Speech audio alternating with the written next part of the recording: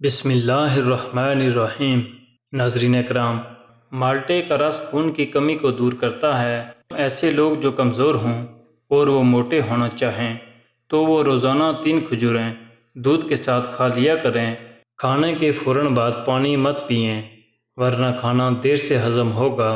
رات کا کھانا جلدی کھا لینا چاہیے، بیماریوں سے بچے رہیں گے۔ دیسی انڈے کی صرف سفیدی دودھ میں شامل کر کے پی لیا کریں۔ اگر آپ چاہتے ہیں کہ آپ ہمیشہ چست رہیں تو کبھی بھی پیٹ بھر کر کھانا نہ کھائیں۔ رات کو اگر صحن حلوہ کھایا جائے تو اس سے قبض ہوتی ہے۔ ہمیشہ چھوٹے چھوٹے لقمے کھاؤ اور اچھی طرح چباؤ، کبھی ہاضمہ خراب نہیں ہوگا۔ دانتوں کا کام معدے سے نہ لیں۔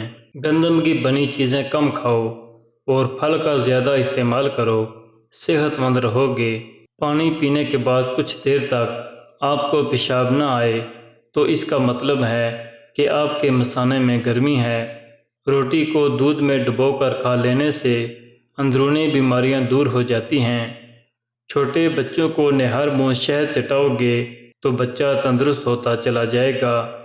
جن کو بھوک نہ لگتی ہو وہ نہار منہ مالٹا کھا لیں، بھوک لگنا شروع ہو جائے گی۔ لیکن سردیوں میں ٹھنڈا مالٹا کھانے سے گریز کریں۔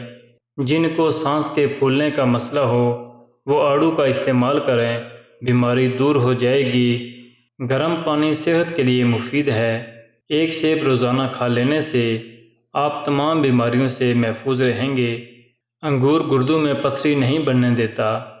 سرسوں کے تیل میں چائے کا 1 چمچ نمک شامل کر کے دانتوں پر لگاؤ، دانت سفید ہو جائیں گے۔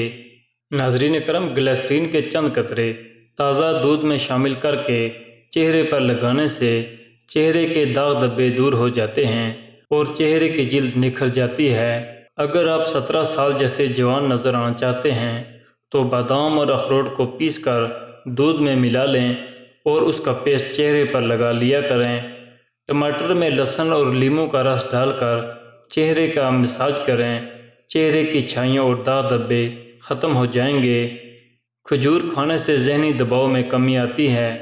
کدو کھایا کرو، اس سے دل مضبوط ہوتا ہے۔ کسی جگہ پھوڑا پھنسی نکل آئے تو اس جگہ پر نمک رگڑیں، 2-3 مرتبہ ایسا کرنے سے پھوڑا پھنسی ٹھیک ہو جائے گی۔